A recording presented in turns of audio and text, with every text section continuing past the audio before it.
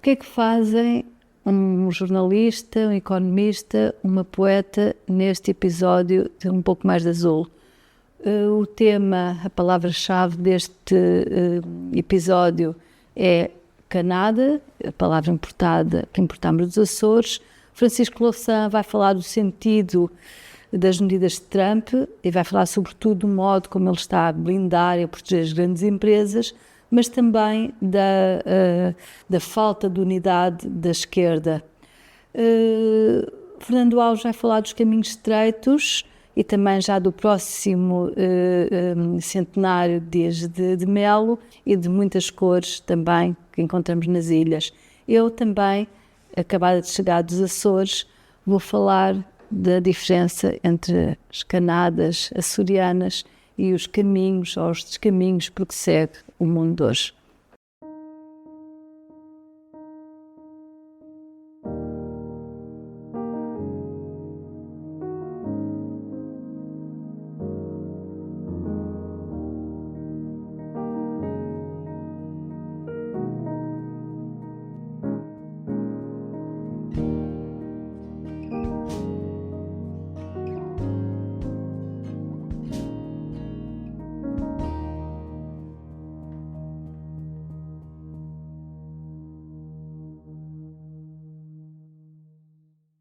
Viva! Regressada de uma estada prolongada na ilha de São Miguel, que há 100 anos se revelou verde aos olhos de Raul Brandão, Rita Taborda Duarte retoma o fio azul da meada e propõe como mote deste episódio uma palavra que mapeou parte dos seus dias atlânticos: Canada.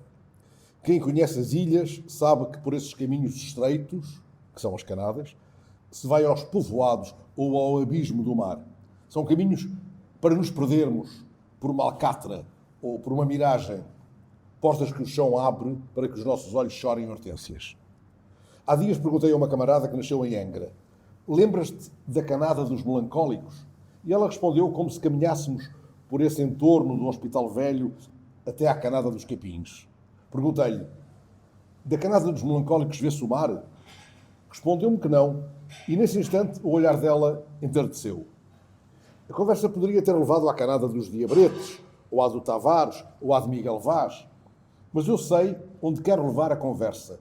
Esta conversa, como se defendesse bravamente a vigia militar da Segunda Guerra Mundial, de que restam vestígios entre o verde adiante de São Mateus, e que podemos alcançar seguindo pela Canada da Bagacina, antes que o Trump a mande tomar pelas armas, ou o histriónico Musk lá quer instalar uma fábrica de naves espaciais para deportar imigrantes. A Canada do Martelo não vai dar ao Canadá, nem à Riviera de Gaza, cemitério de Canaã. Uma Canada pode ser um caminho de servidão para a passagem do gado, não para a serventia do grande cã. A tal território se chamou Canado, com ressonância tártara. Sossega as gengivas, genges.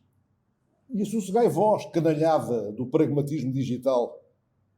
José Gil deu-vos este domingo no público a canada de vida. E a palavra canada deve ser aqui tomada no sentido de pancada com cana, em doente, tomara que doa. Que canada levará, entretanto, à Terra Prometida? José Dias de Melo, o escritor do Pico e do Mundo, grande cronista da saga baleeira, de quem celebraremos dentro de dias o centenário, pousa o olhar no chão das suas ilhas, em mais do que uma labutou e lutou. E quando calha, leva-nos por uma especial canada da memória, como acontece no livro final, Poeira do Caminho. Chegam-lhe em agosto primos da Califórnia, brindam na adega do Tio Jorge, depois de anos passando ao largo, sem coragem de olhar para cima, para a Canada das Torresmas, onde ficava a adega, tantas as saudades do tio que morrera. Cuidemos de memória, da memória do escritor que foi baleeiro e amigo de baleeiros, e a quem a PIDE perseguiu, e Mário Soares honrou com a atribuição da Ordem do Infante.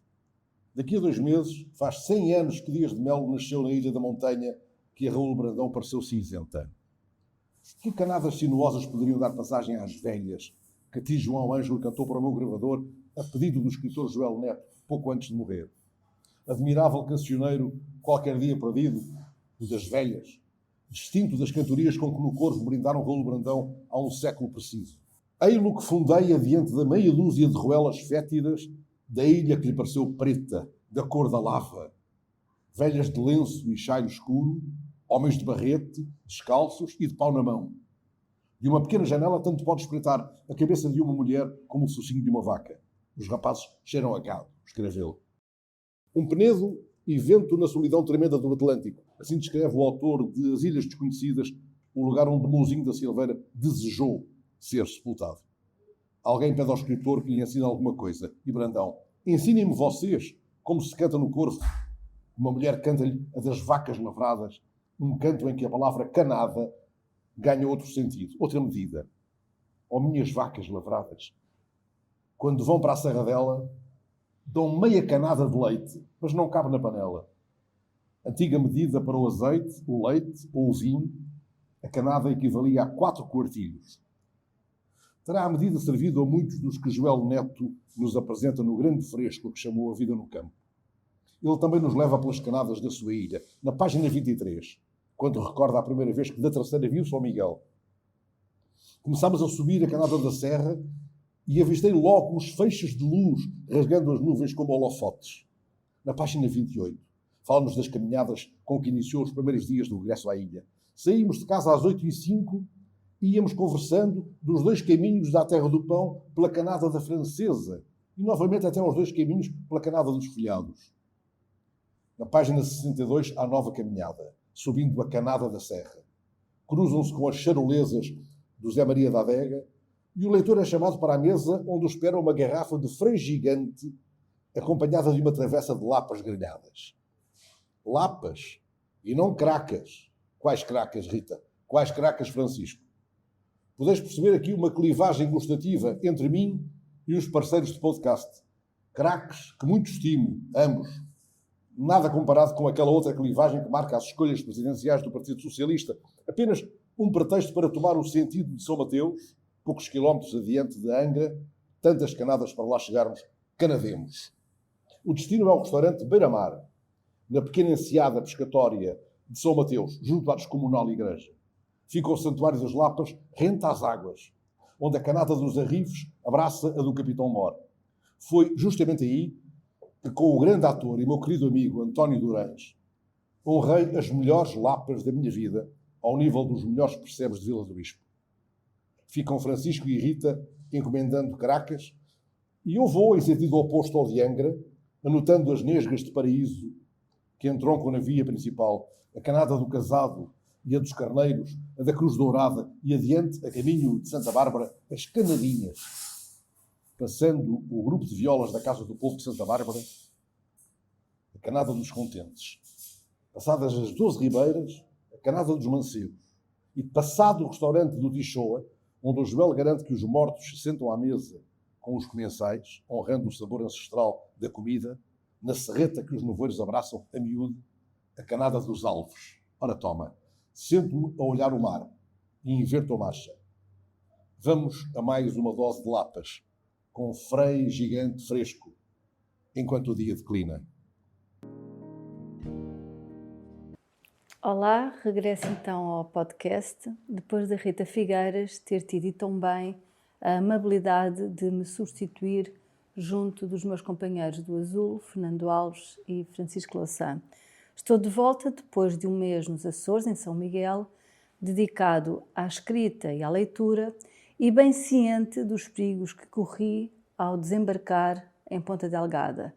Declaro-me a salvo, arrisquei-me ao mês inteiro sem roupa, ou pior, desnudada de livros, se o deputado, ou lá o que é, tivesse arrastado a asa à minha bagagem. Não aconteceu, fez-lhe vista grossa. Eu agradeço, claro, mas fiquei um tudo nada despeitada. O que é que terá a minha mala a menos do que as outras? Ficou ele a perder. Os livros podiam ter sido úteis, assim soubesse ele ler. Declaração de segurança feita. A palavra do podcast de hoje é importada dos Açores. Canada é a mot valise, para mantermos o tema das malas. Digo Canada, grave, e não Canadá, que, enfim, com as últimas trampalhadas, também poderia estar na ordem do dia. Joga-se à batalha naval com o mundo e não há, de momento, coordenada que se sinta a salvo. Canada, então, não Canadá. Só que cada palavra é um jogo. Ficássemos somente com a raiz e a já de cana, a canalha, tira-se uma letra, acrescenta-se duas, do partido dos irmãos Dalton, acompanhado do Rataplan. Poderia ter graça, não fosse tão aflitivo. É que as palavras são um corpo vivo e resvalam entre sentidos, conforme os tempos, consoante as latitudes. De um conjunto de canas, e também por isso, Canada passou a significar carreiro, azinhaga, atalho, no fundo um caminho estreito a que se afeiçoa o pé. Mas nos Açores, a Canada aprimorou sentidos e tornou-se um carreiro agrícola, ladeado por pedras, corredor de basalto, onde o vento subia. Mas Canada, por outro prisma, também pode muito bem ser metáfora dos caminhos torturados, dos caminhos feridos de musgo e umidades, porque vai seguindo o mundo, também o país. Diferença essencial, por regra, em São Miguel, depois de percorrida a Canada, reconciliamos-nos com a vida. Do verde negro, de que fala Brandão, ao verde ferido, ergue-se o azul da ilha, uma jangada de pedra e terra instável, ancorada no meio do mar. A natureza afirmando então o seu poder. Ao contrário, ao fim da Canada, por onde vemos ir avançando o mundo, aí só topamos mesmo com pedra negra e um vento encanado. E ao fim do caminho, um muro a fazer de horizonte. As coisas, o mundo, a vida, podem ter formas diferentes de acordo com os olhos daqueles que as veem. O super-homem pode, afinal, bem ser um avião, e um chapéu inocente traz mesmo, tantas vezes escondida, uma serpente a jiboiar um elefante. Mas conseguir-se ver numa imagem de sofrimento, numa imagem de angústia, numa imagem de aflição, a ganância e a oportunidade de negócio e não ter pejo nenhum em dizer, isso tudo mostra o ponto a que a indignidade moral pode ter chegado. Há uma fotografia que tem circulado pelos jornais e noticiários, uma fotografia de centenas e centenas de pessoas a formigar pela estrada Rashid, que regressam, seguindo a linha costeira, aos escombros do norte de Gaza. Crianças, homens, mulheres, tantos que, aliás, nem se vê o caminho, só passa-se andando. É uma imagem tão forte para que não existem sequer palavras na nossa língua. Aliás, que palavra temos, afinal, que nos possa servir de antónimo de êxodo? Não é? Que palavra é que podemos ter que tenha a mesma força simbólica? Numa imagem como aquela, uma imagem que o povo em Gaza, enfaixado entre o mar e os escombros, numa imagem que se vê o povo enfaixado entre o mar e os escombros, Trump vê a oportunidade de um negócio, de um resort à beira-mar. É tirar as pessoas que incomodam a vista e plantar uns coloridos toldos na areia. E dilo com toda a obscenidade, com toda a indignidade que lhe cabe na boca. As palavras, por si só, podem ser um ato de violência assim sem mais. O mar, à esquerda da estrada de Rashid, para as centenas de pessoas que se deslocam, e não há, repito, antónimo para dizer êxito, para as centenas de pessoas que se deslocam, o mar ali não é sequer horizonte. É uma parede, um muro, em que se lhes naufraga os olhos, se calha levantarem-se do chão. Chego dos Açores, a meio caminho entre o continente português e a América, de onde se espera mais uma vaga de deportados, onde ir chegando, como tem sempre chegado e não é de agora. O cinismo das perspectivas aparece quando descobrimos que, às vezes, o outro somos nós. Mas São Miguel, de onde cheguei, é de tal modo excessiva na beleza, na vegetação, nas águas, as águas de dentro e de fora, do chão. São Miguel é tão bonito que é como se fôssemos confrontados com uma beleza insensata, mesmo despropositada, excessiva, e que se confronta com a brutal crueza mesquinha do ser humano e do mundo real. Por estes dias partiu a poetisa, era assim que ela se denominava, partiu a poetisa Maria Teresa Horta, escritora resistente, feminista, revolucionária, mulher íntegra que fez da poesia, da palavra poética, um modo de ser livre quando não havia liberdade em Portugal. Maria Teresa Horta recusou, nos tempos negros da Troika, receber o prémio Dom Dinis das mãos do então primeiro-ministro Pedro Passos Coelho e recusou-o com estas palavras, e cito: "Na realidade eu não poderia, com coerência, ficar bem comigo mesma, receber um prémio literário que me honra tanto, cujo júri é formado por poetas, os meus pares mais próximos, pois sou sobretudo uma poetisa e que me honra imenso, não poderia receber este prémio das mãos de uma pessoa que está empenhada em destruir o nosso país." Há uns dias, um miserável pilha-galinhas, melhor, um pilha-malinhas, votou no nosso Parlamento contra a moção de pesar pela morte desta grande poeta, pessoa imensa. Tenho a certeza que Maria Teresa Horta, em sabendo, muito se orgulharia disso, até suspiraria de alívio, por esse e pelos outros 49 que fazem parte da mesma matilha. Deixo um poema seu, de 1961, podia ser do tempo de hoje. Precisamos muito, neste mundo, de canadas que tragam surpresa em verde e azul ao fim do horizonte, porque por agora só temos encontrado descaminhos por onde ou onde tropeçamos os passos. Tempo. É o tempo da mentira, é o tempo curvo de matar a morte. É o tempo exato de estar exata e nua, nua e longa, na distância das fronteiras, do sangue, com cidades cortadas pelo meio. É o tempo grande de estar cansada e fria, de estar convosco e ter concessões nos olhos. É o tempo-dia de inventar paisagens quentes e ter um carnaval vestido sob os cheios. Neste um pouco mais de azul, dedicado à palavra Canada, aquela estreita rua, tantas vezes não asfaltada, que leva aos destinos mais recônditos nos Açores, Canada será então o tema desta conversa. Começo, no entanto, por fazer uma brevíssima homenagem a Maria Teresa Horta, uma grande mulher, uma grande feminista, uma grande democrata, uma grande combatente, uma grande poeta e uma grande escritora que foi derradeira das Três Marias que desapareceu há poucos dias.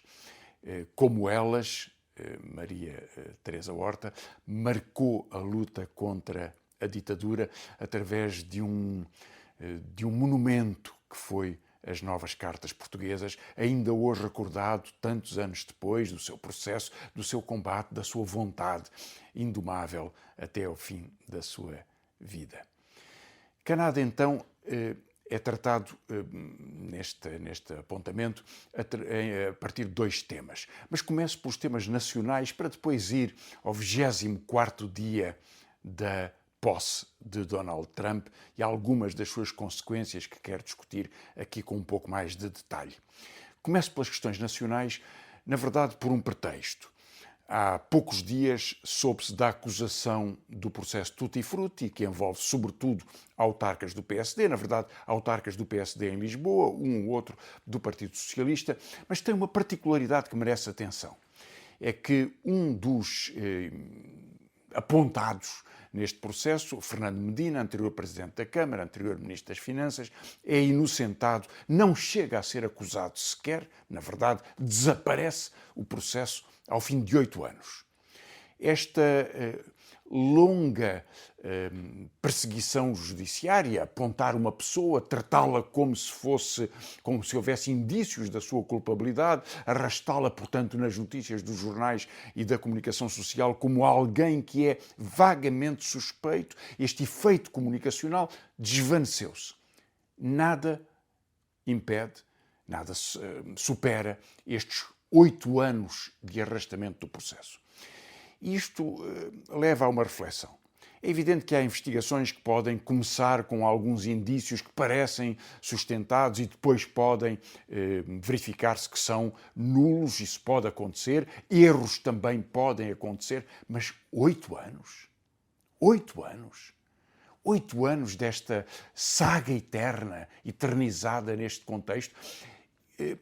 O fracasso da justiça que está inscrito neste prolongamento de um caso que depois desaparece em relação ao Fernando Medina, outros serão julgados e, portanto, o Ministério Público e a Justiça entendeu que haveria provas suficientes para os levar a julgamento e veremos o que o julgamento decide, mas este enorme prolongamento prova uma fragilidade da Justiça.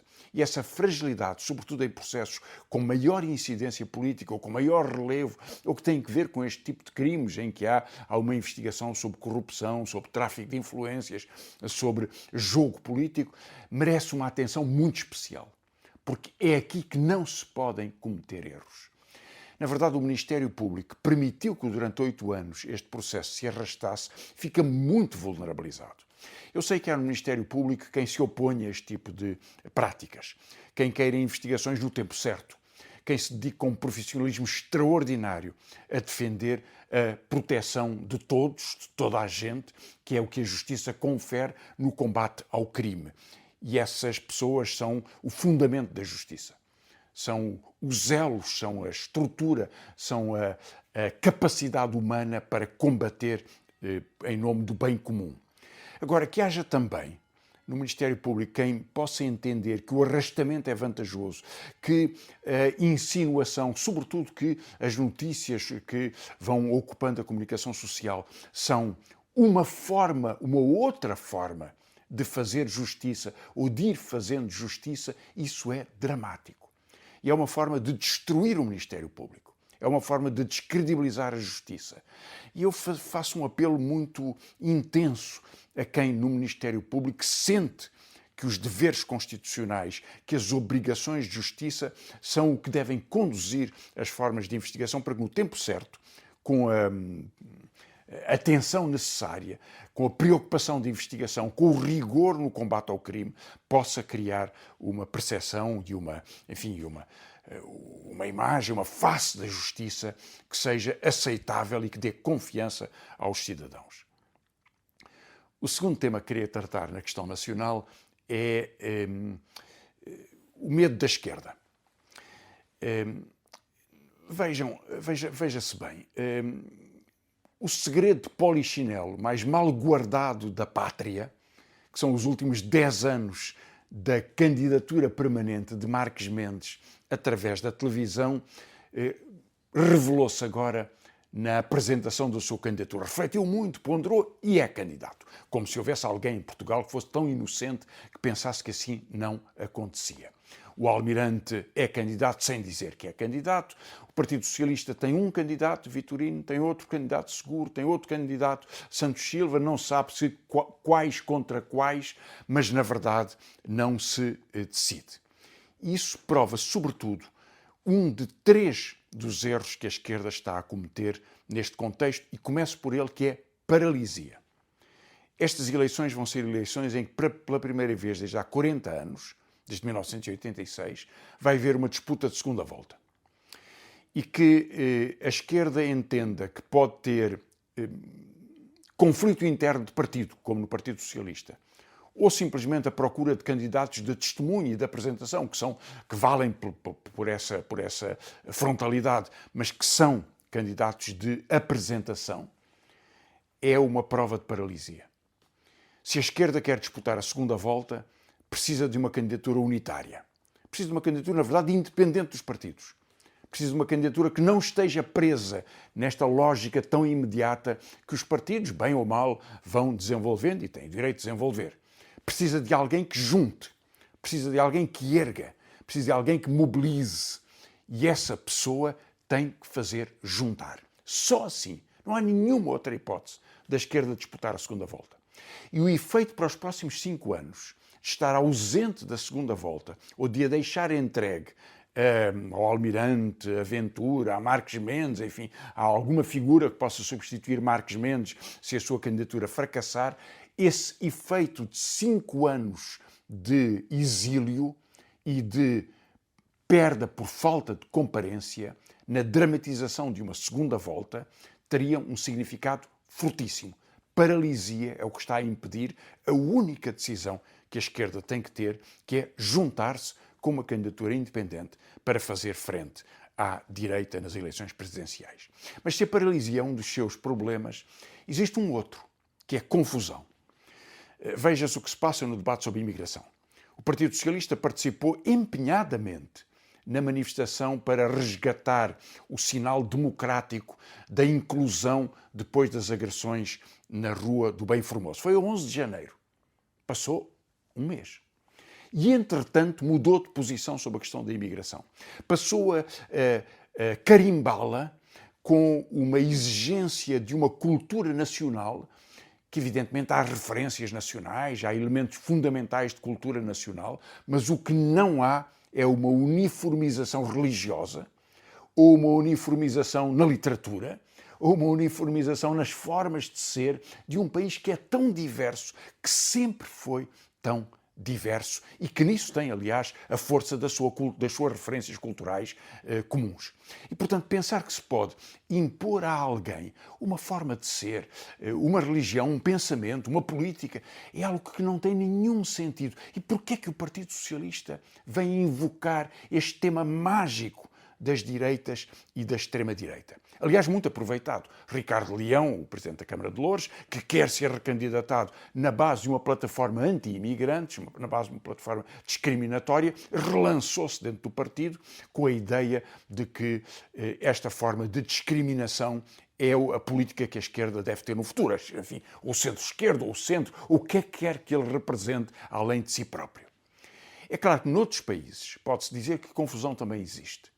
Estamos a poucos dias da eleição na Alemanha, em que uma esquerda anti-imigrante, uma esquerda conservadora anti-imigrante, começou por aparecer nas sondagens com uma votação extraordinária e agora já está a disputar a possibilidade, se consegue, se quer eleger um deputado ou uma deputada. Está em desaparecimento, desvanece, porque não pode haver uma esquerda conservadora. Não pode haver uma esquerda contra as liberdades, não pode haver uma esquerda contra os direitos sociais, os direitos humanos, a solidariedade entre pessoas que trabalham e que fazem a sua vida em cada país. A terceira característica deste tempo perigoso para a esquerda é a canada estreita que a paralisia representa, outra canada que é a confusão e há uma terceira que é o medo. Talvez seja o que predomina agora na antecipação da campanha eleitoral em Lisboa. Vejam bem, dizem-me que Carlos Moedas faz uma revista da Câmara Municipal, paga pela Câmara, naturalmente, com 252 páginas, será assim, e que tem 260 fotografias de quem? Do próprio Carlos Moedas. Fotogénico que ele é, como é evidente, 260 fotografias. Isto existe com alguma frequência em outras câmaras municipais. A este nível, nunca vi. E nunca vi, sobretudo, alguém que, para fazer uma campanha para a Câmara Municipal, se quer colar tanto à extrema-direita que se torna indistinguível dela. Eu pergunto a quem nos ouve, a quem ouve esta canada deste um pouco mais de azul, se há alguma diferença entre Carlos Moedas e André Ventura. Aonde? Segurança, mentira sobre os números. Imigração, combate aos imigrantes como se fossem pessoas descartáveis. Desprezo pelas liberdades democráticas. Ofensa permanente contra os seus adversários. Permite-se, aliás, na questão da imigração, falsificar os números que a Polícia de Segurança Pública tem vindo a apresentar para tentar torcê-los contra o que eles são. Números concretos sobre a realidade do dia-a-dia dos crimes em Lisboa, que tem diminuído. E tudo isto é possível, é venturismo do princípio ao fim. Faço-vos outra pergunta. Qual é a diferença entre Carlos Moedas e Elon Musk? Elon Musk pode utilizar o X e outras redes sociais, agora o governo norte-americano, para todo o ataque aos seus adversários, para os diminuir, para os insultar, para os menosprezar, para os caluniar. É exatamente o que faz Carlos Moedas. Não tem limite. Não há limite nesta campanha. E, portanto, mais uma razão para que a esquerda se possa juntar para vencer, para recuperar a cidade, para respirar a cidade, para haver o alívio da democracia, para que haja a capacidade de ter uma política consistente sobre o trânsito, sobre o lixo, sobre a organização dos bairros, sobre a construção para a habitação. É aqui que a esquerda tem que ser forte, unida, portanto. E se estas três canadas estreitas e perigosas, a paralisia, a confusão e o medo, vos dizem alguma coisa, é precisamente porque este é um tempo de fazer escolhas. O meu segundo grande tema é sobre a política internacional, mas num aspecto particular, que é como as redes sociais estão a conduzir a transformação da política. Evidentemente, tudo isto é sob a égide de Trump. Pergunto-lhe, sabe há quantos dias é que Trump tomou posse? Quando é emitido este podcast, é o 24º dia da tomada de posse de Trump. E já nos habituámos a tudo, a tratar o Canadá como se pudesse ser absorvido como o 51º Estado dos Estados Unidos, a Groenlândia como pudesse ser uma colónia dos Estados Unidos, ou o Canal do Panamá, a pressão sobre o México ou sobre a Colômbia, a apresentação de Gaza repetida cada dia que passa como a possibilidade de uma grande operação, a Riviera do Mediterrâneo, uma grande operação imobiliária, passando por expulsar 2 milhões de pessoas, o que seria o maior êxodo do século XXI, enfim, uma forma de destruição de uma população. Tudo isto em 24 dias. E talvez seja por isso que neste percurso nos vamos habituando a que isto é o novo normal. O que eu quero tratar agora é porque é que essa nova normalidade é tão potente. E o aspecto decisivo da sua potência é a comunicação. Donald Trump tomou várias decisões extraordinárias. Uma delas é não só perdoar aos que que atacaram o Capitólio quando ele perdeu as eleições há 4 anos, como agora despedir os agentes da justiça norte-americana que participaram na investigação sobre esses crimes. Para alguém que fala de segurança, como a extrema-direita fala em todo o mundo, e no combate ao crime, é uma das maiores promoções, das mais exuberantes promoções do crime que se possa imaginar. Mas há um perdão presidencial que Donald Trump emitiu nos primeiros dias do seu mandato e que merece uma atenção especial. O homem chama-se Ross Ulbricht. Foi condenado à prisão perpétua em 2013 e, portanto, foi agora libertado. Acabou a prisão perpétua. Na verdade, porque o crime de que ele foi acusado e condenado foi a criação em 2011 de um espaço na Dark Web, um espaço nas zonas clandestinas da internet para o tráfico de droga.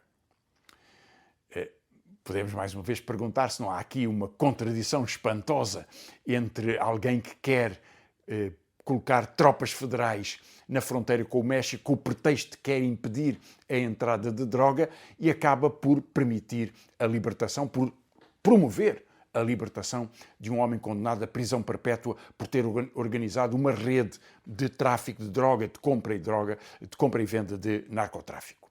A explicação de Donald Trump é esta. Ele faz parte de um movimento libertário, portanto, venda-se a droga a quem quiser comprar, e esse movimento libertário apoiou-me, diz Donald Trump.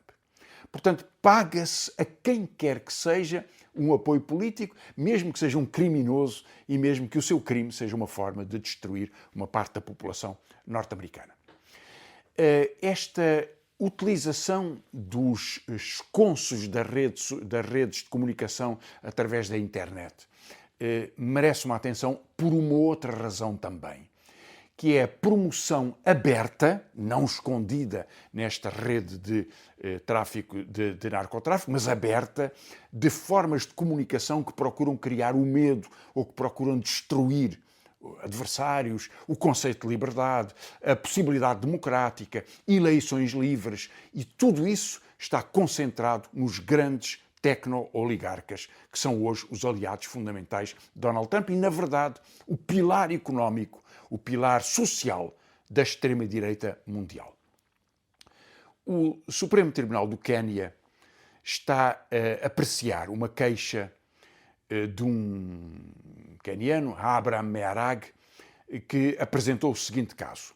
O pai de Mearag, era um professor de Química e foi atacado numa rede social, o Facebook, e acusado de se fazer parte de um grupo de oposição ao governo que era de uma etnia minoritária.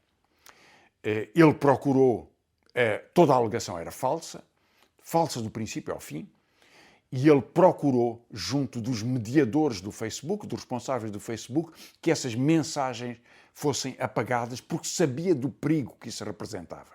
De facto, o pai foi assassinado poucos dias depois e os responsáveis do Facebook recusaram-se a retirar estas alegações. Isto já tinha acontecido em 2017, há 8 anos atrás, com os Rohingya, que foi uma comunidade étnica que foi massacrada, e esse massacre foi fortemente impulsionado por declarações de ódio que no Facebook, sobretudo no Facebook, noutras redes sociais também, promoveram a ideia da limpeza étnica. Houve milhares de pessoas que morreram. E o Facebook não se moveu.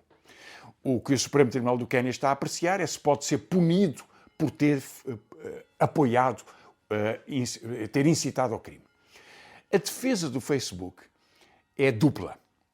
A primeira é que não pode haver nenhum processo contra o Facebook, mesmo quando incitou ao crime, a não ser nos Estados Unidos, porque é uma organização sediada nos Estados Unidos.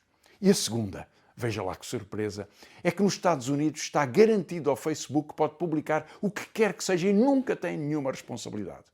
A empresa que publica a informação, que expande no universo comunicacional, é irresponsabilizável. E, portanto, pode fazer o que quiser. Morreu alguém, paciência. Morreram milhares de pessoas, paciência. É assim. E o Facebook, que, aliás, depois de Trump ter tomado posse, anunciou ter despedido os seus mediadores, enfim, os mediadores, neste caso, como se vê, não tinham nenhum efeito prático, nenhum efeito de proteção, mas a verdade é que quis dar o sinal de que este tipo de práticas é extensível sem qualquer limite. E, portanto, pode-se perceber esta relação que existe entre a expansão do ódio em comunicações sociais que a potenciam, que são as redes sociais, particularmente o X de Elon Musk, mas também o Instagram ou o Facebook de Mark Zuckerberg, e outras que se vão desenvolvendo também, e que a partir daí vão reconfigurando o espaço público. O espaço público da democracia foi sempre muito posto em causa, na verdade. Houve sempre eleições muito enviesadas. Houve sempre uma comunicação social muito controlada por grandes potentados económicos. Mas o que a tecno-oligarquia faz de novo é investir massivamente numa forma de organização do mundo a partir de um controle estreito de um pequeno grupo de super-bilionários que estão associados à extrema-direita e às suas formas de atuação. E, portanto, 24 dias de Trump é exatamente isto. E é por isso também que eu acho que nesta canada estreita, que é o combate pela liberdade e pela democracia, a esquerda não pode falhar. Não pode falhar em Lisboa. Não pode falhar na segunda volta das eleições presidenciais. E tem que ter a grandeza da aproximação e da unidade para conseguir representar aquilo que ela é. Uma voz da democracia, de quem trabalha, uma voz de quem sofre neste país, uma voz de quem tem medo, para que possa respirar em democracia. A esquerda tem que ser o caminho para a respiração. E foi mais um episódio de Um Pouco Mais de Azul, agora alojado pelo público, com realização de Miguel Bordalo, produção de Joana Louçã, grafismo de Tiago Tavares e música de Filipe Melo.